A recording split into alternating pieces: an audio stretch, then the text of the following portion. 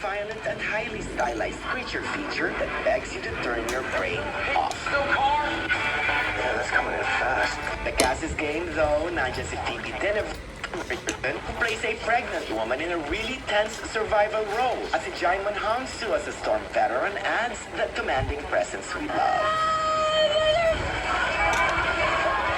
Kung gusto niyo ang mga shark movies, then Thrash is for you. It's predictable, but it's a perfect popcorn movie for the streaming era. Shark Week.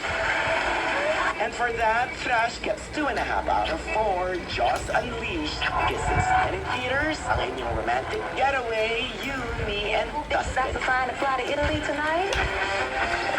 The Little Mermaid's Halle Bailey escapes the sea for Tuscany in this delightful rom-com.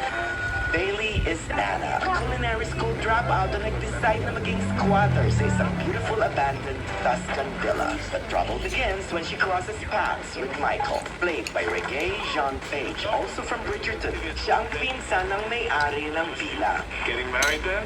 Oh, alam niyo na kung saan papunta ang pelikula, but the journey is still fun thanks to the charming leads and the beautiful location that acts like another character. Think Under the Tuscan Sun meets The Holiday with a little bit of Eat, Pray, Love. And for that, Yumi and Tuscany gets 3 out of 4. Soak up the sun. Yes, also in theaters, Hamlet. Good Hamlet. Oh, alam ko na kung iniisip nyo, yet another Shakespeare-inspired film. But before you draw your sword, ito isang gritty, modernized adaptation of Hamlet with a fantastic Riz Ahmed in the title role. Who goes there? This reimagining sets the classic tragedy in London's elite South Asian community with ghostly revelations, revenge plots, and deep introspection. Dark, intense, and visually stunning, itong Hamlet ang aking pick of the week. And for that, Hamlet gets 3.5 out of 4. To be or not to be.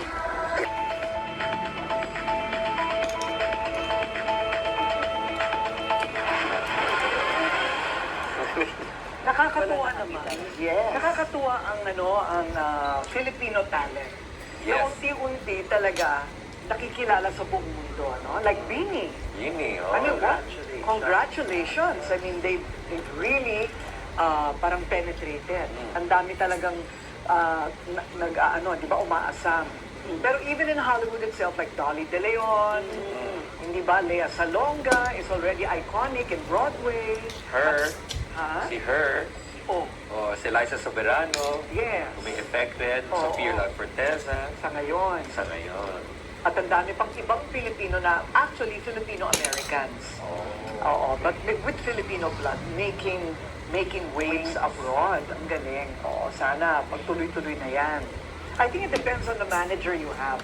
Correct. Really? Tulong yun. Manager matter talaga, Yung manager no? mo, mayroong Magandang manager, mayroong magandang sway kikitaan, sa no? Hollywood, yes. Depends on the management. Kaya kahanap nga tayo. Iniisip ko, ano ko yung pwedeng manager natin? No, all you have to ask is Dolly De Leon. Correct. Diba? Pwede natin manager ni Dali.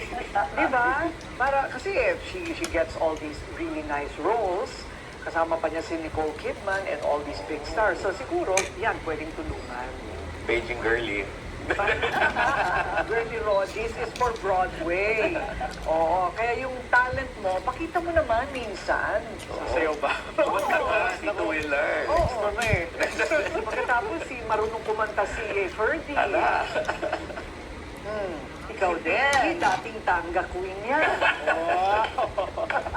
Couple naman. Summer, ay, wala palang summer.